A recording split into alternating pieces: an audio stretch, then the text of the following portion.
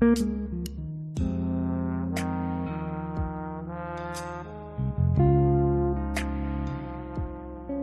everyone, Mo here, and welcome to the Mo Simple Podcast. October is here, and this month we're turning our attention to something deeply important: men's health and prostate cancer awareness.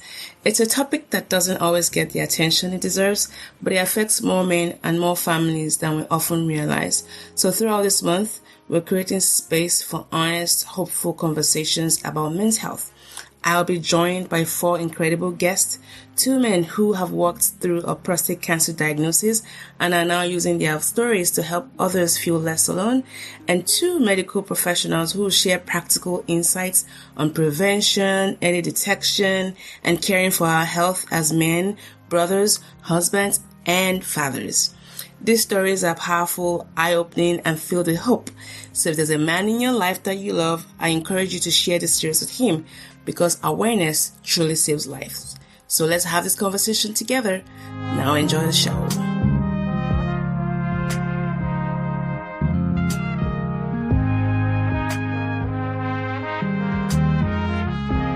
Hello everyone, welcome back to the podcast. I just want to say I'm always thankful when we have guests on the podcast, for sure, as you all know. And then I'm even more thankful when I have guests who were introduced to me by other guests or even friends of the podcast. So shout out to Dr. Talks, Dr. Kumba Kande for this wonderful connection. So for today's episode, to get us started, I'll just start by saying that in a world that often defines men by what they do rather than who they are, today's guest stands as a rare and refreshing voice. He's a physician, a leadership coach, and a CEO of multiple organizations, including Manifold Leadership, Empower Children's Clinic, and Empower Vitality. With over 2 decades of clinical and leadership experience, he bridges the worlds of healthcare, human potential, and holistic masculinity. In today's conversation, we'll trace his roots from growing up in Nigeria to leading impactful organization. We'll explore his evolving definition of greatness, explore why men are often celebrated for burning out rather than balancing well, and also talk about how intentional self-care and purpose-driven leadership can coexist. So whether you're a leader, a father, a partner, or just a man trying to live with meaning, we hope you would pull up a seat for this one. So everyone, please join us in welcoming Dr. Timi Adepoju to the podcast. Thank you for having me. It's a pleasure to be here today. Thank you. All right. So I guess like we always do on this podcast, to kind of know what shapes the person in front of us. And I already have so many questions I want to ask you, right? So let's start from the beginning. Paint us a picture of your childhood in Nigeria. What was the rhythm of your daily life like? And how did that environment shape the person you've become? So basically, let's start from the very beginning. Okay. Well, thanks once again. I was born in the southwestern part of Nigeria to a family of 4, and I happen to be the last born.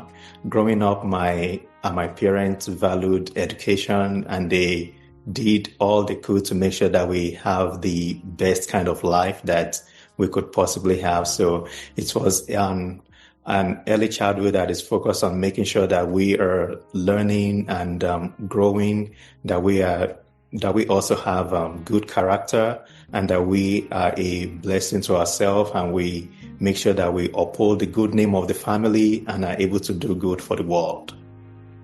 I was just smiling as you're talking about that. It feels like that's every Nigerian parent's mantra. Do not disgrace us, so you must do good in the world. Exactly. It is. Yeah, that's good to hear. So what part of the Southwest? Is it Lagos or your state? Or I was born in Ibadan. So I was born in Ibadan, and I grew up in Ibadan, even though my parents are from Ogun State, but we spent most of our time in Ibadan. We just visit other places from time to time. Nice. My mom is from Oyo. I went to school at Oyo, and I worked briefly in Ibadan. I still have family in Ibadan, by the way. Nice. Such a historical, quintessential place. And you're the last of 4 kids. Yes. How many brothers? How many sisters? The first 2 are ladies, so then my brother and her. Oh. There's so many questions I have there. So last born energy. Well, do you think you fall into those stereotypical last born energy people talk about? No, I don't think so, because I think growing up, I felt as if my parents gave me more responsibilities than my siblings. Yeah. Maybe that is just me, and I felt as if I didn't really enjoy and take advantage of having other siblings and other people doing things for me. I have to Yeah. do things for them multiple times because I'm the youngest, and Oh, yeah. someone has to do the job. So Yeah. I get Yeah. to do it. And I can imagine, depending on the gaps between you and your older siblings, you might end up having to pick up the slack more and more, especially if they're out of, once you start growing up, they're already out of the house, maybe for like college or uni. Okay.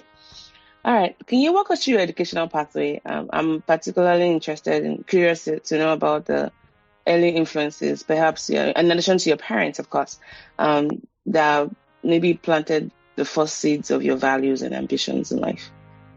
Yeah, so I went to public schools in Oyo State, and growing up there, going to public schools, there are some of the schools that sometimes there are no windows. But the teachers are good.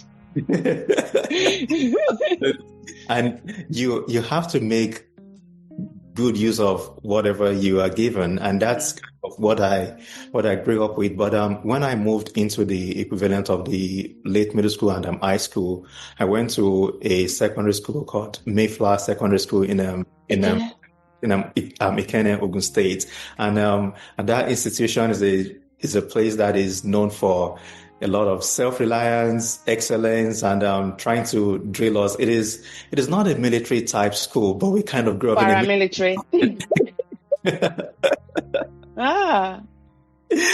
So growing up there and, meeting people from the different backgrounds and, kind of observing the different cadres of people, then you know that, well, these are the haves and these are the have-nots, and you kind of being able to, even though we're all in a similar boarding house under the similar influences, you kind of know those that came from a well-to-do family and then those that, they're just trying to make it by. But we have all been given a platform to study together and to be excellent. And then I realized that, it's a lot of having to make sure that you do what you are told, you put effort into your studies, and try and make something great out of your life.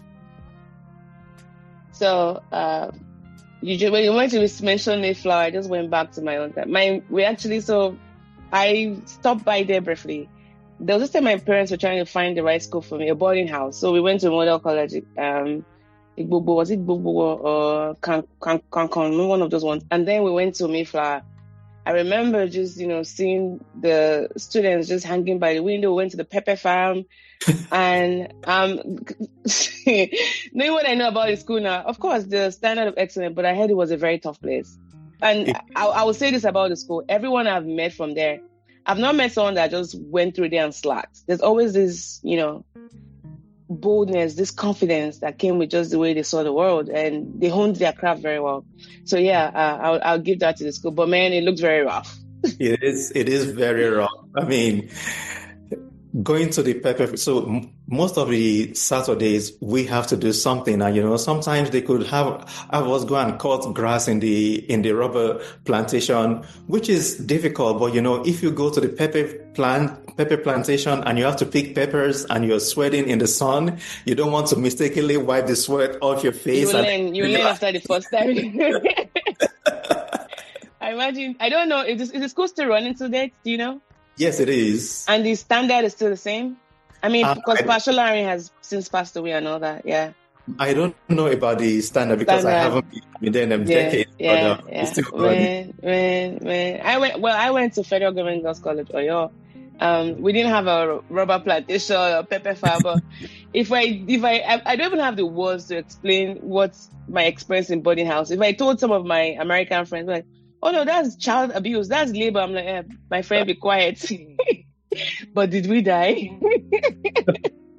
Anyways, thanks for sharing that. So you went through school in Ibadan, and then you made your way to Ogun State, back to your family, your parents' roots as it were, to gain your high school education. Now, looking back through the lens of who you are today, what would you say, what were some key challenges? And I frame them as challenges, but it could be experiences, right? that actually prepared you for the work that you're doing now, even if you didn't realize it at that time? I'm asking this because we do have all sorts of listeners on the podcast. And this question, I feel like, will serve a lot of our younger audience who might see who you are today, but might not feel like, oh, you might not be relatable. But I feel like there's always something we can learn from people, especially when we look at the behind the scenes, right? So what were some of those key challenges in your youth that you'd say, looking back now, actually prepared you for the work you're doing now, even if you didn't realize it then? I think, one of the main things is that, just having to face different kind of adversities growing up, either from the level of availability or unavailability of resources, and just having to do much with the little that you have. And then also at some point in Nigeria, there was a military rule that came into place. There was times that there was scarcity of food, scarcity of means of even having the fire or the electricity to prepare food, and just walking through all those times. But most importantly, knowing fully well that I believe that, there is greatness and there's uniqueness in everyone, and how do I make it come out of me? So that's some of the things. I'm also greatly shaped by my faith, and the stories reading from the scriptures, from the Bible, stories like David and Goliath, Moses, people out, just trying to knowing that sometimes underdogs and people in disadvantaged situations can make great things. And also, I also look at, different contemporaries when I see the rich people around or the people that are successful. And sometimes when I trace their origin, I might realize that these people had to do it on their own, and they had to put the effort in and the work in and make great things. So growing up, I might realize that it doesn't matter what is around you. What matters most is what you are able to make out of you, and those that shaped how I've lived for the past several years.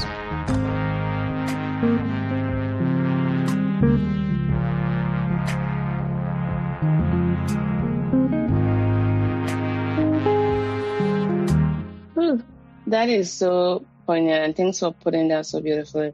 There's something we always say on this podcast. I learned that from one of my psychiatrist friends, and he talked about meaning. And I think I picked it up along the way with one of Jordan Peterson's book about how so much of life isn't what happens to you, but how you make the meaning out of it, right? And you get to put that meaning into it, especially the not so glamorous aspect of your life or challenges that knock you down. How do you read meaning into it? And I think for most people, the meaning might come very quickly. For others, that path towards meaning or that realization towards meaning might take a long time. No matter how fast or how slow that process is, don't stop until you find the meaning. And hopefully to be a good meaning that would maybe empower you and help, soften the process as it were. So thanks for sharing that. Thanks for sharing that. Now, medicine is often called a calling. Did you always know you wanted to be a doctor, or was it something that evolved as you discovered more about yourself? I've been asked that question multiple times, and I'm always looking at it, and I feel like, I studied medicine. At that time, I felt, that was the highest thing that I could do. Because as at that point in time, most of the brightest and the smartest students in the school wanted to go to medical school. And I feel like, that's a challenge that I can also overcome and then be able to do that. At the same time, there's a part of me that just naturally love pediatrics. So I just felt gravitated towards it, even when I didn't know much about what it entails, other than it has to do with treating kids. And then also my mom, growing up, my mom is a pediatric nurse. So at the interplay of those three factors, kind of shaped it. I can't really point to one versus the other, but I know that those three things played a role in the choice of what I decided to do and why I decided to be a physician. Okay. And if you can walk us, thanks for sharing that. I was going to make a joke about how, in Nigerian homes, it's like doctor, engineer, lawyer, or nothing. Yeah. That's true. but I loved your response nonetheless. So if you can you tell us briefly just your medical pathway? So I know you said you went to Lautech, and then how did you find yourself in the US? So I went to Lautech in Ogbomoso, Nigeria, and then going through med school at that time and going through what we have to study versus the things that are available to us to work with, kind of the patient outcomes, the things that we're reading in the textbook but not able to how to do it. My desire is to be able to achieve the utmost in my career, and I basically just made up my mind that I think I would like to be able to achieve to the best that I can do in Nigeria, but at the same time being able to explore other countries, other developed countries like the UK or the US more in particular, to be able to get to that level that I'm also certified and I'm able to practice in both settings. And that's what I wanted initially. There was that vision, there was that goal. But, along the line in a med school, there's a time that, there's frustration about the length of the program, about how stressful it is, about how much time that has to be invested in it. And I actually, thought about it and wanted to see if I could go the public health route. So I explored that as well. And I feel like that would be rewarding. And then, I came to the US 3 years after finishing med school and did my master's in public health. And then I was between two options. Do I practice public health or do I clinical practice? Yeah. And then, I graduated in 2009, which was the perfect time to as a graduate because of the global recession, financial meltdown. Yes. There was recession at that time. There were no jobs available.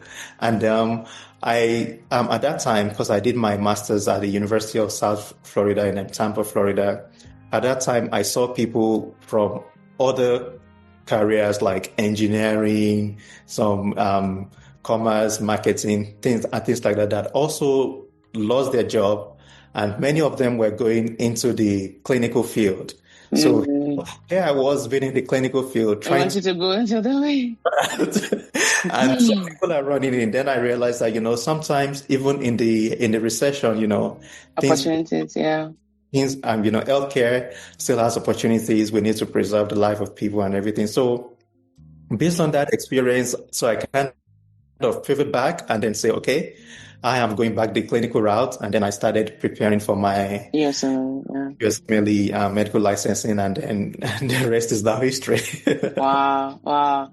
I think just hearing you say this reminds me of what you had said earlier on about when I asked you the question about challenges in life and talking about meaning, right? And being able to see those opportunities. Because we know that global recession really hit hard, but being able to even find opportunities and learn and be very flexible. That's what I was trying to pick up. It really ties together what you had shared earlier on. So thank you for bringing that close to home again. Yes. All right. Now, my husband is a physician, and he did the whole thing you did as well, clinical practice, and then MPH. He has an MPH, and then we decided that I know for him, I wanted to push him to get a PhD, so that way we can at least have things to talk about, because we're always having this banter going on. You're the real doctor, and I'm the real doctor. But anyways, just a little bit of a joke. But I know for him, academic pursuits really has like a limit. But he really wanted to practice. USMLE aside, even getting residency was, very, very hard. And as you know, there's a wave of come March, we'll start hearing about March, and all that. But those who might be at the cusp of, residency, or maybe trying to find a spot to match in, or maybe they're listening from one part of Africa or another part of the world and trying to make their way here with all the immigration hurdles and all of that. Are there some tips or nuggets you might be able to recycle to support them along this path? That's a wonderful question. For me, I've always seen adversities as opportunities. So I think that is the part to look at, because many people that are in that phase that they're looking for opportunities or trying to come to the country to do their medical residency, many times a lot of people tend to focus on the challenges. I'm not denying that there are challenges. There are lots of challenges. There are lots of statistics that say what percentage of the international medical graduate IMGs, yeah. is sport. But my question is, so why wouldn't I be part of this sport? What are the people that are getting those sports doing that I need to know how to do? How are they going about it that I need to go out to do? And it all comes to, believing in yourself, believing in, your network, support structures, having the spiritual, mental, physical strength to be able to push through, and then just putting all those forces together, because I believe, like they say, you miss 100% of the shots that you don't take. But, Yes. if the 100 shots, you could get some in and you could get nothing in. But for me, the best part of the day or the best part of thing is to know that I have fully given all the best of my efforts to what I want to accomplish. Because that is something that anyone can do. Yeah. Thanks. Did you find and you got your MPH before you marched into residency, correct? Yes, that's correct. Did you find it useful to go that route? Or if you were to do anything differently, what would you do differently? I believe it is useful because there are some programs that actually kind of look at people that have had some form of education in the US, because, the education standards around the world is very different. Different, yeah. When they see that you have done something internal, there are some programs that value that, some don't. But I think it also helps because doing the masters gave you an opportunity to be within the system, within the country, and also use that opportunity to possibly get some externships or some observerships, network with people around, because it is easier to get things done when you are proximal sometimes than when you're far away. I like that. And you're right. You wouldn't know basically, sometimes you don't see the forest for the trees, but keep going, right? You don't know what kind of experiences or even ventures might come in handy for you. So we're not saying everyone should go get an MPH. It could even be shadowing or volunteering at a lab or getting some form of research experience. And I've shared this a bit on my podcast, but I'd like to bring it up again. For my husband, he got his MPH and then finally finished his residency. And then when it was time for him got his MPH and then he matched just right as it was concluding his MPH, which was fantastic. And then we're trying to get his program wasn't super IMG focused. So all of this visa, whatever, was very complex for them. But luckily for us, then we were applying for a green card. So we did a concurrent filing, meaning that he got his work authorization at the same time while our case was still being adjudicated. So it was that card he used to just say, hey, I have a pending green card application, but once approved, I can update my, but for right now, this is what I have. So he started his residency. And tell me why he smacked up. No, let's say 1 month we started in March. In August, it started in July, sorry. 1 month into his residency, the case was denied. Lawyer botched it, totally different story. And think about just the panic. We knew what it took to finally match, and then knowing that he has to go tell his employer, hey, I would like to withdraw my EAD because it's no longer valid. But what came through for us, and I always say thank God for community. One of our Nigerian friends had, introduced us to a lawyer of his who was his pastor. Shout out to Wale, by the way. And the pastor was just like, why not just let him file for his OPT using his MPH degree? And that way he can present that to his employer and say, hey, you can create a project for me. I'm no longer going to be a physician doing MPH work, but I'll be an MPH person that can do clinical work. So they crafted, and they did that. This was a program in New Mexico, by the way. They had never done, because of him, they went into E-Verify, which has a lot of implication because that region of the country had a lot of immigrants just, coming in from Mexico. So going on E-Verify puts them at risk of getting audited, quickly. But they did a lot of that for him. And he was able to stay, and then we finally got a green card. All that to say, I'm glad he got his MPH, because if he didn't get it, it would Mhm. have. But at that time when he was doing his MPH, we had no idea it was going to come in handy. So I just wanted to add to what Dr. Adepoju said. Just keep going, keep going. It might not make sense now, but a lot of things in life, because we were so one-dimensional as human beings, we don't have that gift of, what's the word? Multiple insights, the past, the present, and the future. We're not omniscience, right? So yeah. Okay, let's go to leadership. You have done a lot. And one of the things I talk about on the podcast, because I really like to have a lot of men. We don't get a lot of men on the podcast. So whenever I like to shape that. Now, the word greatness gets thrown around, right? And gets thrown around a lot. But how do you personally define it? And how do you separate true greatness from mere success? Greatness for me is when the vision you have for yourself matches what you accomplish, and it's also beneficial to the world. So a lot of people define success in many ways, either by the academic degree or by the finances or by the kind of house they live, or by being able to afford different luxury items. And there are also different parameters of success, which is what someone wants to achieve, and if they achieve it, they can be successful in that. But when it comes to greatness, for me, it's matching your achievement with your desire in a way that also benefits the world. So, for example, there could be a lady that is listening, and all she wants to do is to have a good family, being able to make sure that her children are properly raised and they are a big value to the world.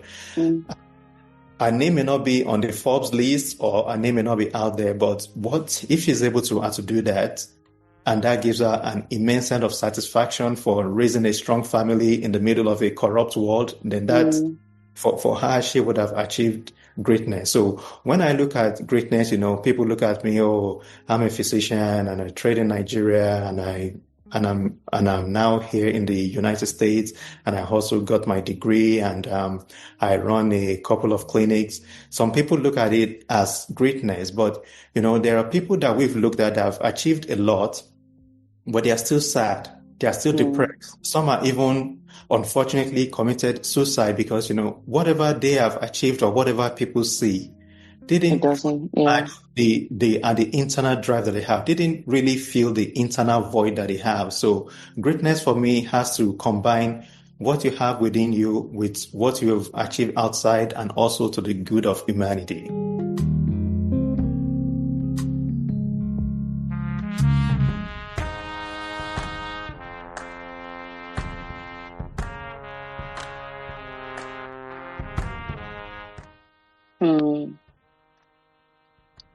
I like that. I think it's also, in addition to just fitting those stereotypes of, if I could just explain what you're trying to say, is instead of just trying to fit in those stereotype of checking the box, is that personal fulfillment, but also doing a greater good. Yes. Right? Now, what would you like? Leadership for me, I feel like I mean, there are all kinds of level. Like there's that personal leadership, which we should all, strive to lead ourselves first before we can lead others. What would you say has really helped you to hone your leadership style as well? Perhaps maybe self or professional, or even how you show, for others. For me, my leadership journey with the desire to lead myself. Because, like I said from the beginning, I was the last born. There is no way I could lead my siblings. Yeah. And then also try it.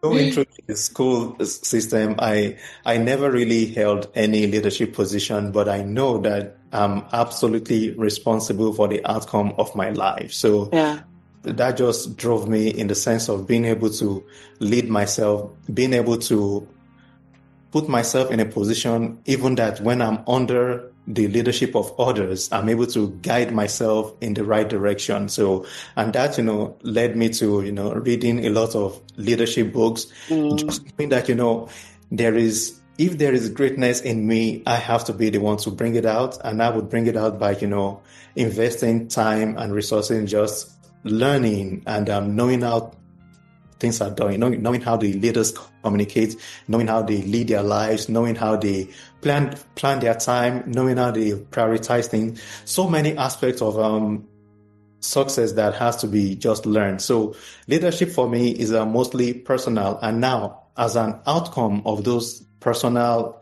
development efforts, I now found myself eventually in situations where I need to lead others. So that was just a continuation of the personal leadership investment in myself. Mm-hmm. Thank you. So what books would you say or processes have shaped your leadership style? Oh, talking of books, I've read tons of books.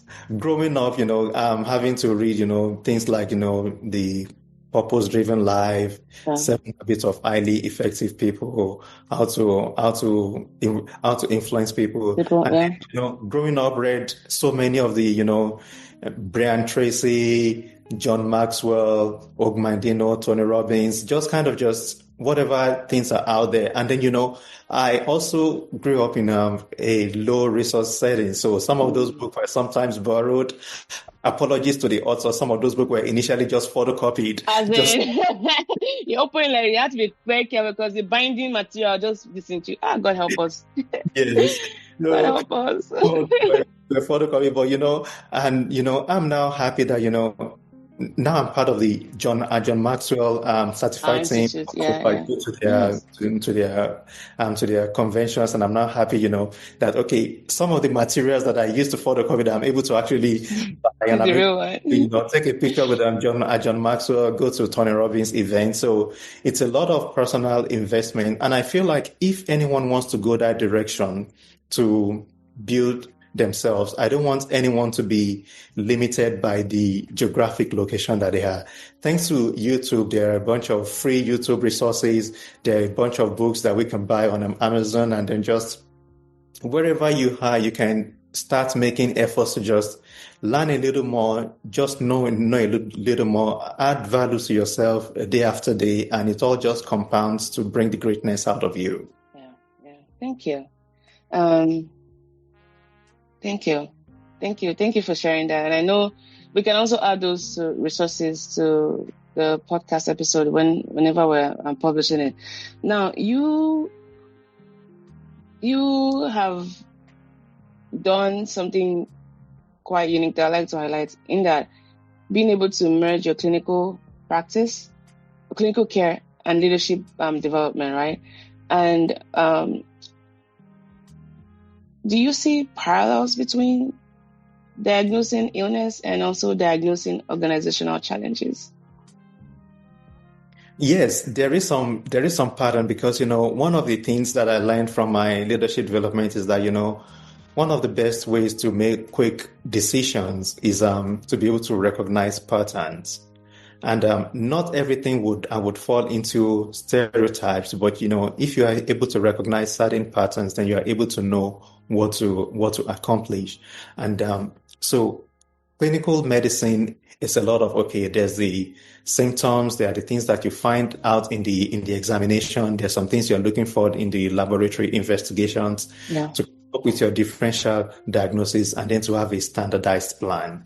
So with leadership development as well, there are different things, just like it could be in communication, teamwork, effective marketing, bringing people together. There are common denominators that serve most scenarios, but then you have to be able to look at what situations you are in and kind of properly diagnose, so to speak, or find out what needs to be done for that particular scenario, and then to apply the effective leadership principles. And sometimes, maybe when it comes to employee, it could be just walking in their shoes. It could be finding out more about why a high performer is now seeming to be struggling, or maybe, and then sometimes it is just coaching, sometimes it is just letting them be, because they are not ready to have a conversation. So there could be the same scenario, and there could be 4 or 5 different ways just based on what you find out. So I believe that the leadership and clinical aspects for me, it has really helped because I'm able to look at the same symptom, but then I kind of come with differential diagnosis and different way to approach it. Yeah. Thanks for sharing that. So, one thing, I mean, I'm in leadership, and I know how alienating that can be, especially when you're starting out and then all of a sudden you branch out in a way, you become like a snitch, or your colleagues might look at you like, we can't trust this one, even though you're still aspiring for the goodness in others. I think a classic example I'll give was when my husband was doing his residency. They were all residents, and then they had to vote for chief president.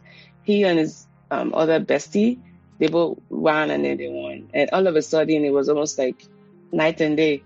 He talked about how lonely it was, and when he would try to advocate and make changes, it was super, super hard. And that also helped him learn a lot about just people management, which, as you know, it's very, very tough.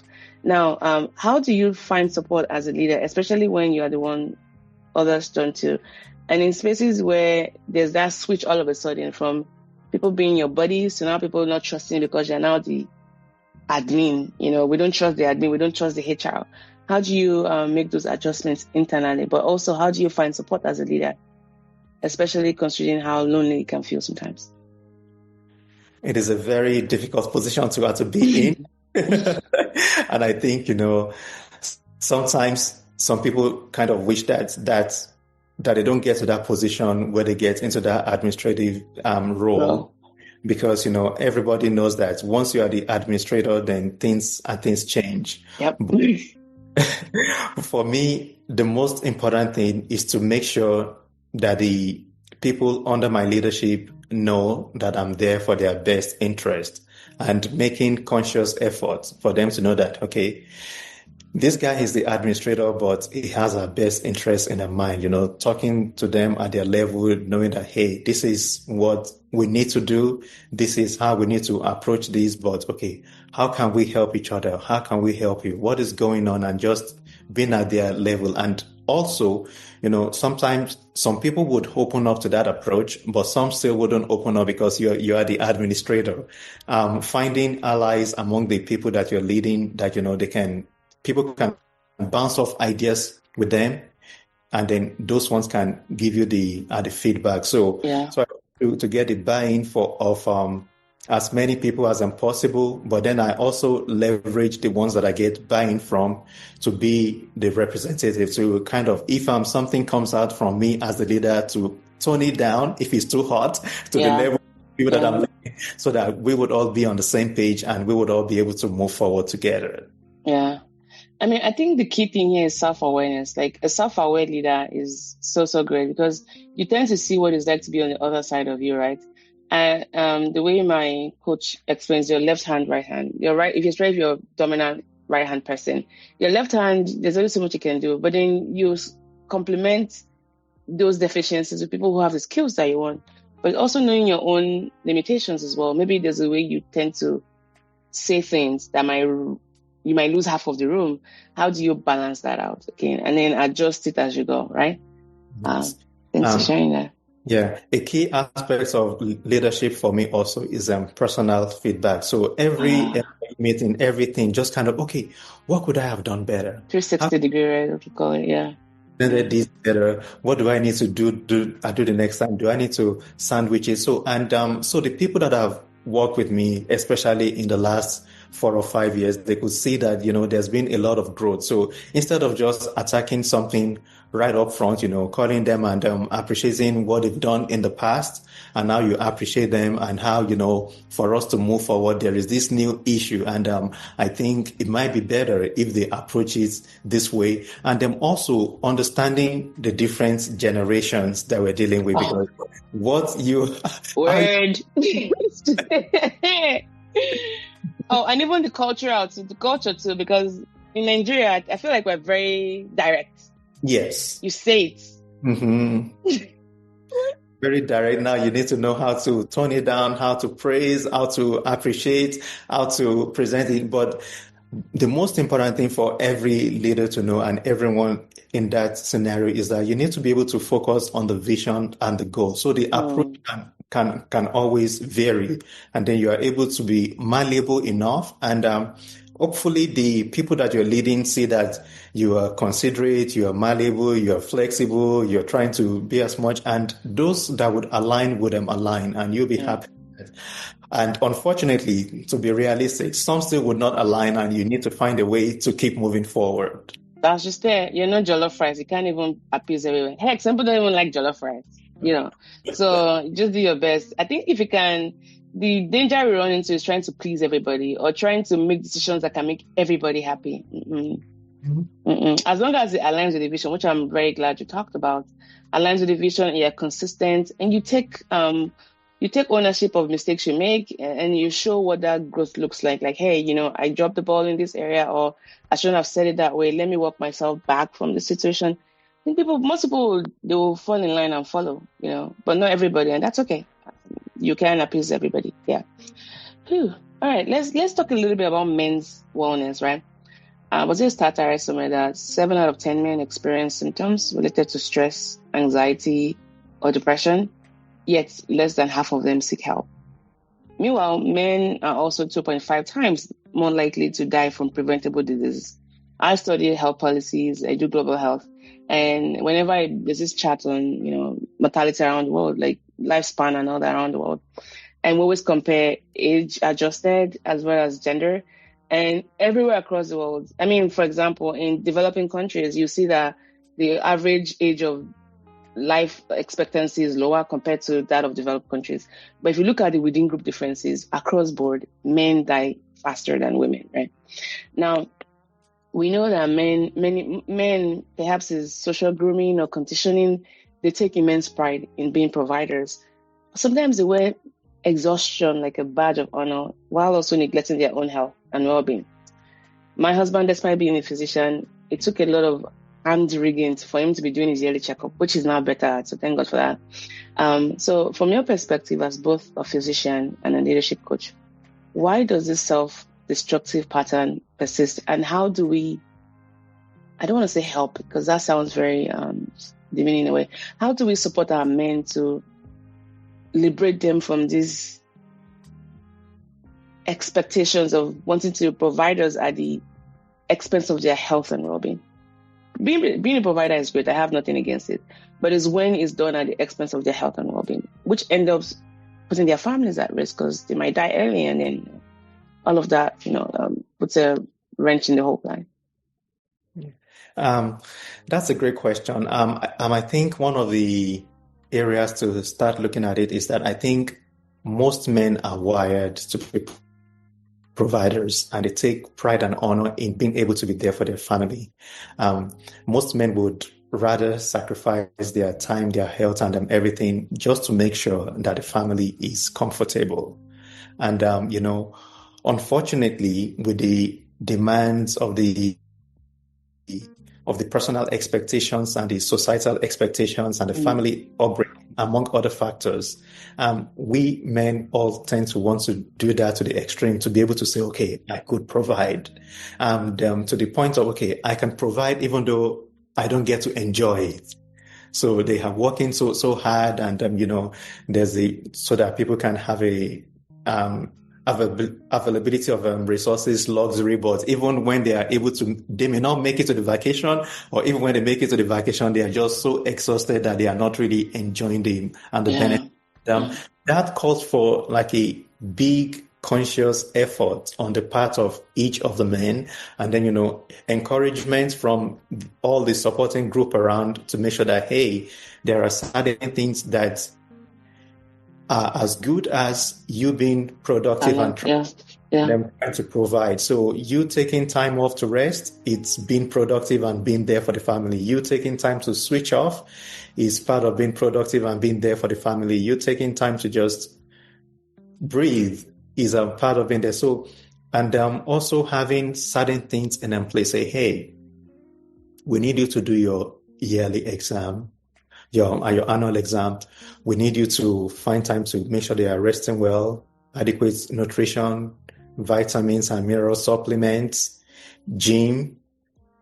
And so all those things, those are the things that every man needs to know, that you are not really doing yourself a great benefit if you are not taking care of yourself. And you need to balance the desire to keep going and acquire and achieve and obtain more with with your personal well-being, to be active and alive and healthy for the people that you care about.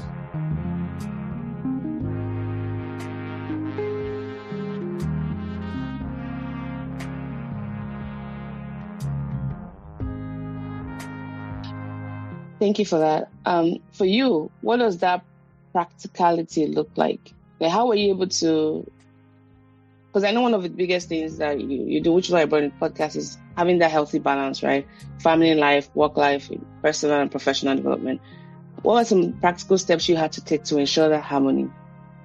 For me, it's being challenging, but I think, there are different phases in life. I'm an entrepreneur, so sometimes working 80, 100 hours a week is the norm, because like my wife says, sometimes I don't never really switch off.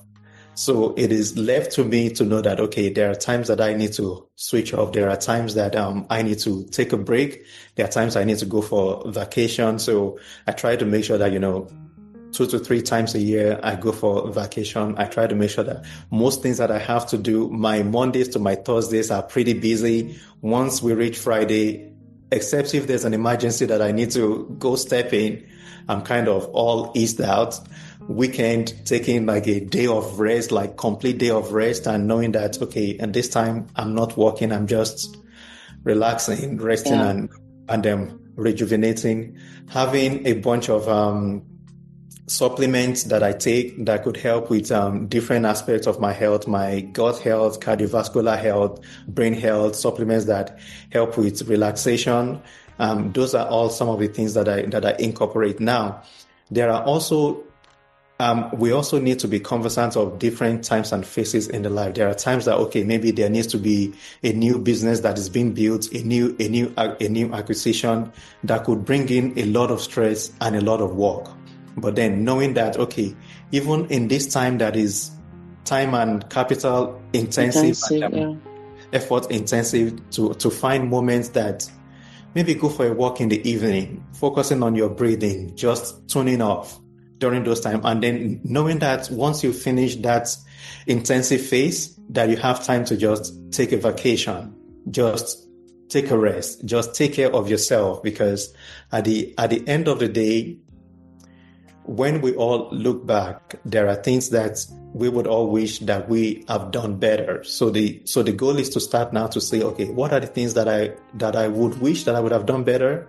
And let me start doing it better from now, whether it's the time with family, time with friends, time to relax, and incorporating that into our daily routine. And whenever things get out of balance, we don't necessarily need to blame ourselves. We just need to come back to the place where we re-achieve that balance for ourselves. I like that. It seems very practical. And I know there can be men saying, oh, I don't have time for vacation. I don't have the luxury for vacation. It doesn't have to be climbing an airplane to get somewhere. It could just be a personal retreat. It could be, taking a road trip to the next city or the next town and relaxing a little bit, stay in a hotel, so that way you don't have to worry about cooking or doing your laundry. Just little things like that. Once in a while, like once every quarter, do that to your body. And then do your yearly checkups. Know your numbers. Those are very, very important things. Now, so let's talk a little bit about leadership as we're winding now. I mean, we're probably going to spend a lot of time here. So you have multiple entities that you oversee, right? You're juggling vision, strategy, and the relentless demands of daily operation. How do you maintain clarity and prevent one role from cannibalizing the others? And I ask this because people that fall into that multi multi-hyphenate. Like you can't just do one thing. You're very great at so many things.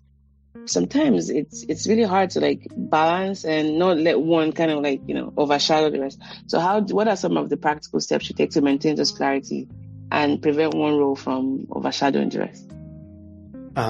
I think, there are times that one would overshadow because of maybe some challenges going on, but as a general broad frame, to have particular times for each aspect will be very good. And then also to have a lot of system and support.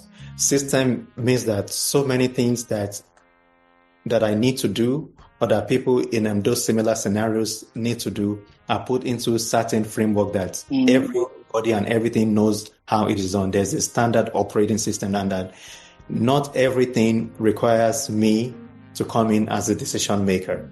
There will be things that are going off that they need my input, but not input for everything at every time.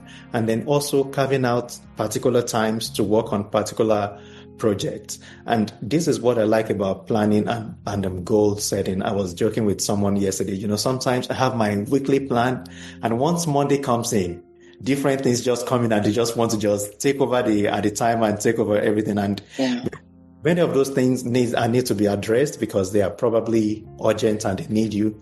But at the same time, maybe starting your day early, knowing the things that you have to do for that week, it may not necessarily fall on a Monday, and then making sure that within pockets of time, you're able to address the critical parts of things that need to be addressed. And just building the good support system, people that you trust, people that help you to get your vision done so that you don't get torn in too many places. And if you feel like you're getting overwhelmed, I have learned to know that the world will not crash if I don't show up on a day. Yeah. So, but that's the hook though. Like, it's like, if I don't check that email, if I don't, why do we always do that to ourselves? Like, if I don't show up, if I don't do this, then everything is going to come crashing down. Is that not the lies we tell ourselves? Yeah, and I think that's one of the mentality, because a lot of us in those kind of leadership or people that are just responsible for what they are doing are so invested in the success. It's why we join it, right? that investment sometimes tend to consume us, but it is not meant to consume us. It is meant to help us. So we shouldn't let that desire hijack every aspect of our lives. Rather, we should just learn to just balance everything as it goes on. Yeah. I mean, it's freeing on so many levels. And thank you so much for sharing that. So if I remember, you said you're married, right? Yes. Congrats. And how long have you been married for? 6 years. Okay. Any kids? Yes, I have a 4-year-old. Oh, that is cute. Yeah, I have a 6-year-old and now a 9-month-old.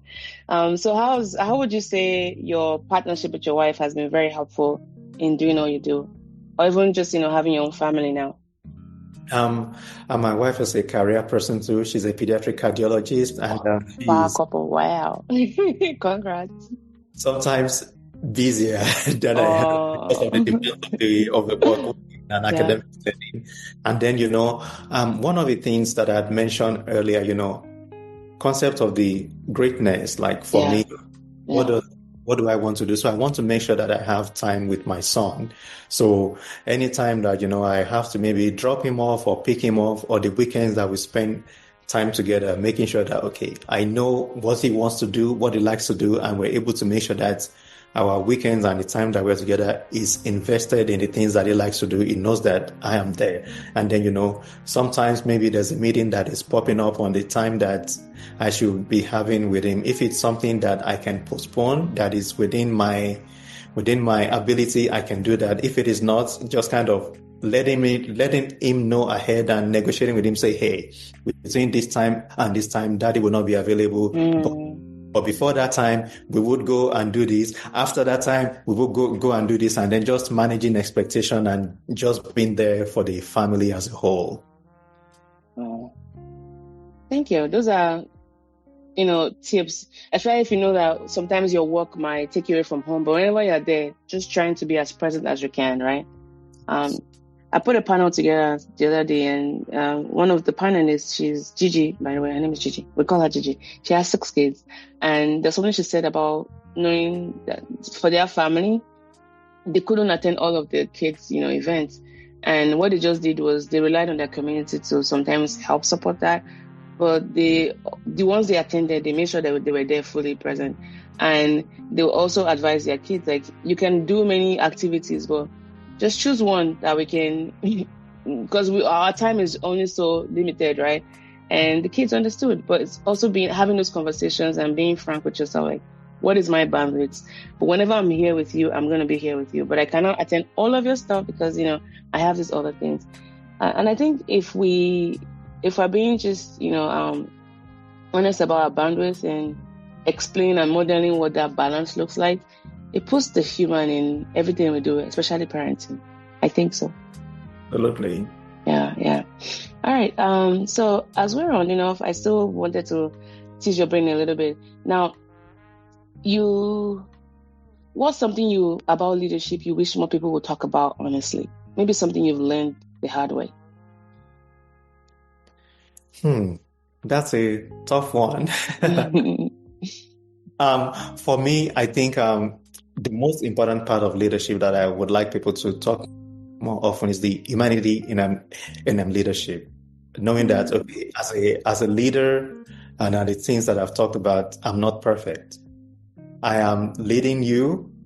I am in that position either for one reason or the other, but I'm also not perfect, and I'm also working on myself every time, which is one of the things that I mentioned earlier. That when I have some of those conversations, I kind of go back and say, okay, well, maybe I should have done this. And sometimes after some of those conversations, I kind of have to send a message to the person that, hey, I just want to appreciate this. Thank you for the time. And just knowing that, okay, or sometimes I just come and say, well, I said it this way. This is what I meant. Maybe I should have said it. And just sometimes when you, as a leader, go back to the people that you're leading, and you go and apologize for something, it just shows that, it's a form of vulnerability, but it also shows that you have enough self-esteem within yourself, and you're able to just keep improving. So the way that I see, like, the people that have had the opportunity to lead for the past several years, I'm like, well, this version of me that you see today is much better than the one for the last 2 or 3 years. But it's also still a work in progress. Yeah. By the time you see me 2026, 2027, I will be way ahead of where I am now in many things that I'm doing. So just bear with me. Okay, this is what we have to do. This is what I did wrong. This is what I did right. And just keep improving as a leader. Yeah. Oh, thank you. Those are very great steps to follow through. It's really the key to self-awareness. The next question for you will be about just looking back over your journey, right? What was one piece of advice you received that you are glad you completely ignored? Sometimes I feel like the best guidance is knowing what not to follow. I mean, we always talk about what was the tip that helped. The one that you gladly ignored. I'd like to hear that. That's a tough one because I'm trying to think about the ones, right? The one that I needed to do. When I decided that I wanted to go into medical school, I was told that, that I shouldn't do it. And the rationale was that it would be a lifelong studying. It's a lot of time. It's a lot of effort, and that I shouldn't do it. But for me, when I heard that kind of advice, what I took it as, okay, are they questioning my ability to be able to get accepted into medical school or to do it? So I interpreted that, and a lot of things is our interpretation of the advice that was given to us. My interpretation was that, okay, maybe they felt that I couldn't do it. So I went ahead and I did it. And of course, there were times in a med school because my brother studied engineering, and within a couple of years it was done. I'm like, oh my, wow, why this medical school thing? We are still not done. And then medical's been in at the medical field, there's a lot of fear that, if you make a mistake, someone's going to die, you might be sued and things like that. Yeah. A lot of fear. Litigations, yeah. Yeah. So, I am happy because, with certain things that I didn't accept because of the perspective and the interpretation that I gave to it. And, some of those advice, I feel like the people giving the advice are actually saying or giving that to the best of their knowledge. Mm-hmm. And sometimes the best of their knowledge may not really match with the vision and the goal and the things that you are supposed to achieve for your life. So looking back, I would thank them for that advice. And I also thank myself for not taking the advice. Taking the advice, yeah. Discernment is key. I remember when I moved to the US, one of the things, an elderly couple that are like godparents and family friends all said us, be very careful who you receive advice from, because people will give you advice, but they are sowing that seed of frustration, not intentionally. Like when most of Nigerians come here and everybody says, go and study nursing. What if nursing is not the path for you? But, oh no, you make money with nursing. Like, is that the only, mission? And to them, maybe it's just a way to make money. But for you, your mission might be something greater. Again, thank them for the advice, but make sure you discern the kind of advice. Because people just give you advice based on how they've suffered. Mm-hmm. And they just say, oh, don't do that one. Or if you do it, or don't apply to that job, or they don't take, immigrants.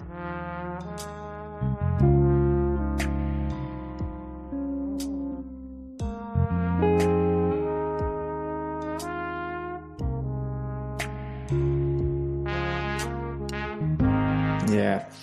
And that's actually one of the advice that I got when I came to the US. Someone told me, why are you trying to do this thing? Just go and do nursing, you'll get it and everything.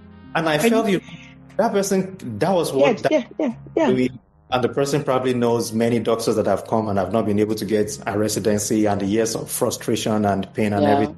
Yeah. And I felt as if, that person actually gave me the best advice that they could have given me. So I appreciate them for it, but I know my goal and my vision, and I know that doesn't fit into the outlook that I have for myself. So just moved on. Yeah.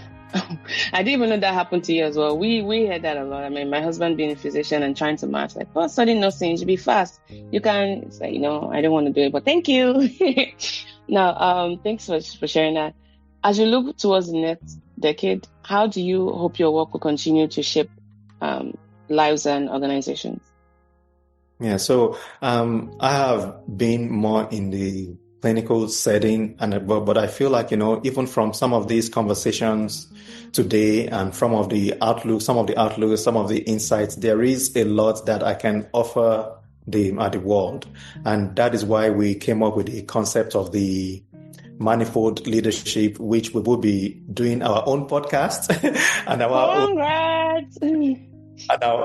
own training, just to help people develop their leadership capabilities. There will be outreach to one aspect of it will be for the physician or people in healthcare related fields, and another will be towards youth just to help them know that, hey, you could do it. You can achieve the best that you want to do. So we are hoping that we are taking the values and virtues and the insight beyond the four walls of a medical establishment to benefit the whole world. Yeah. Okay. And thanks for sharing that. I mean, and all the best with your podcast and all of that layout. If there are any ways we can support you on the podcast, please let us know. We'll be more than happy to help with that. And I kind of flip this on its head. I should have asked you earlier on. So congrats on your clinic, by the way. I think when I got your bio, I did a quick Google search, and I think it's in Mississippi, right? Yes. Oh, as someone who lives in Oklahoma, I would say that Mississippi, Alabama, West Virginia, you give us hope. As far as, how is Mississippi doing compared to Oklahoma? As long as we are ahead of you guys, we feel better with ourselves. Although in education, we finally ranked 50 out of 50. You guys are finally, done better. But, and I say this, even though there's a lot to cry about, because these numbers are not looking good, especially when you look at, health outcomes related to diabetes, obesity, just so many things. So Mississippi consistently ranks among the lowest in the U.S. for healthcare access and outcomes. Particularly, there's high rates of poverty, chronic illness and health disparities, especially in rural and underserved communities. Given this context, what has it been like for you to build and lead your clinic, your Empowered Children's Clinic in Mississippi? Were there unique challenges you faced during the practice there? And how have those challenges, if any, shaped your approach to building trust in the community, given that, again, for simplification, you are an immigrant in that space, right? And I imagine there were some internal and external shifts you had to make to be able to get the trust of the community. But what has that been like for you working in that region? It's been wonderful. Like I said earlier, I see opportunities in adversities. A lot of people try to just complain about adversities, but I just take it on because, sometimes light comes out of darkness. And so that is the way that I kind of see that, okay, this set of adversities and these set of things, how do we make the best of it? So when we moved to Mississippi in 2019, before that time, I was employed as a physician, as a pediatric hospitalist, and that's what I do, and that's what I love doing. And but when I came and I saw that there are different challenges, like you mentioned, there's education, healthcare, poverty, and the rest, and I say, okay, which one could I be a solution to? Yeah. Which one would be the one that I can, on my own, know that I came into this at this state and I kind of did what I need to do. And for me, that was healthcare, subsets, pediatrics. And I did mystery window shopping to the different practices, many of them not taking kids with Medicaid and things like that. Many of those families on government insurance, relying on the emergency room as their primary care. There were some few facilities that I'll take them, but they are stretched to the limit. And so based on that, we just kind of did a market analysis and then say, you know what would happen is that we would do a pediatric clinic business and we will have multiple locations that are serving the other people. And it's been an amazing experience. It's been fantastic. It's been a lot of work, lots and lots of work, but we have a faith, we have our effort, we have a success. And for me also, success and greatness, everything is internal. It is not what I achieve. It is not what people see. It is who I am.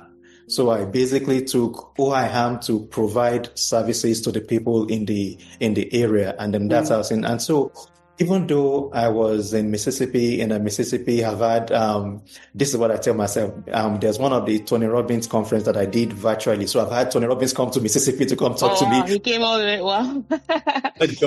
and John Maxwell come to Mississippi. So I do a lot of time and effort that I spend building myself. So even though anyone could look at it and say, Mississippi, but I think I was able to take sort of that wilderness experience and then just make sure that I have a wonderful, beautiful, flourishing garden in the midst of adversity. Okay. Again, tying back to what you said in the beginning, opportunities and crisis, right? And I love that. Being able to see, even when things are not, I mean, you hear Mississippi, it's like, what's that state? But here you are making it work, right? And I think as someone living in Oklahoma, I can always boast of its cost of living and just the family-centered nature of the place itself. I mean, we do have a lot of things we need to work on, but that said, the cost of living is non-parallel, right? $1 in Oklahoma stretches a long way. Mm-hmm. Yeah. So I know when my husband finished his residency, and there were talks of whether he wants to go to be a hospitalist or maybe run his own practice. Running his own practice is still a distant dream, but I know that it comes with a lot of responsibilities. And we've had conversations with, friends and colleagues who had done that. How has it been like for you? Because now the buck stops at, your front step, right? Not just the clinical aspect of it, but also the management, the entrepreneurial aspect of it. For doctors who might be kind of a little bit worried or maybe even scared or filled with trepidation getting into that line of practice where they are now leading their own practice, what were some things that were very, very helpful for you to conquer whatever fears you had? Yeah, I think it then comes with the mindset. A lot of people have those ideas and they entertain those ideas, but being an entrepreneur is a totally different mindset from being a clinician. So you Mm. have to be able to manage the clinical responsibilities with the business responsibilities and the strategies. And there are lots of physicians that would like to do that. I would say, they can go to our website, manifoldleadership.com. We actually have a service where we support people, where some of those questions, concerns, and the things that they have, we just help them dispel it away because we could really help them. So we have helped quite a number of practices in different parts of the country. Nice, nice. So we see that as a valuable addition because sometimes physicians don't just need people to bounce things on, people to just clear the doubts, and people that understand what they are going through from the clinical aspect, but then also being able to do well on the business aspect of their dreams. So we are always here to help. That is amazing. And I imagine that your perspective as, an immigrant and also somebody who has done, the public health and then into clinical care, you can draw from also many angles. So your client portfolio could be very, very vast because you have so many experiences, lived experiences that can help them, they can draw a lot of gems from, I imagine. Absolutely. Yeah. Okay. All right. You're so easy to talk to. See, we've gone over time, but I feel like I still have more questions. So that means you have to come back on the podcast. Now, if you could sit down with your younger self at the start of your career, maybe that young man, first stepping into medicine and leadership, what would be the most important thing you would want him to know? I would want him to be able to paint a picture of the vision that he wants for his or her life and then career, and just stick to it. And the reason that I said that is this: when I graduated from med school in 2005, one of the things that I wrote as part of my 10-year vision was that by 2015, I would have achieved the top of being an attending physician in Nigeria and then in the US. Wow. And I totally forgot about that vision. I totally forgot about it until when I graduated from residency, and it was in 2015. I'm like, oh my God. And that just brought me back, say, look, like this vision thing that I've read about and I've listened to, this thing actually works to have like a 5-year vision and a 10-year vision and something like that. And writing it down and keeping it in a place that you can see it, because sometimes or many times there'll be day-to-day things that sway us left and right. But if you have a vision and you stick to it, one day you will get there. That is so, thanks for sharing that, by the way. And I agree with you because we do our yearly plan as my husband and I, and then we put it somewhere, where we can see it. Do I see it all the time? No. But there's something about just writing your plans down. You become it, right? Without you even knowing. And then by the time you come back together at the end of the year, you realize that, wow. We do like 6 months, check-ins and all that to be sure that, okay, what's working? What can we pivot and all that? But there's a way you have to write it down. And I think it's so biblical. Like, write down the vision, write it down. And maybe after a while, you start becoming it. Maybe at the back of your mind, you know where the goal is, even if things are not looking that way. But how do you know where you want to be if you don't write it down? Absolutely. Thanks for sharing that. And I think just to bring this back, because I want this to be focused on the men, because again, this is an area I'm very passionate about, to support the men, in my research and in just my processes. Now, for men who might be listening, who might be at those crossroads, like feeling successful, but also they feel unfulfilled or accomplished or even exhausted, what's the first step you recommend they take towards a more balanced, sustainable version of success?